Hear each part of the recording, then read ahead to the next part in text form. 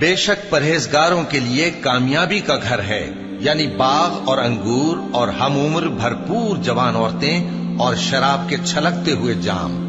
وہاں وہ نہ بیہودہ بات سنیں گے نہ جھٹلانے کی باتیں۔ اے نبی صلی اللہ علیہ وآلہ وسلم، یہ تمہارے پروردگار کی طرف سے صلہ ہوگا جو حساب کے مطابق انعام ہوگا۔ وہ پروردگار کہ جو کچھ آسمانوں اور زمین میں اور جو ان دونوں کے درمیان ہے سب کا مالک ہے، بڑا مہربان ہے، کسی کو اس سے بات کرنے کا یارہ نہ ہوگا۔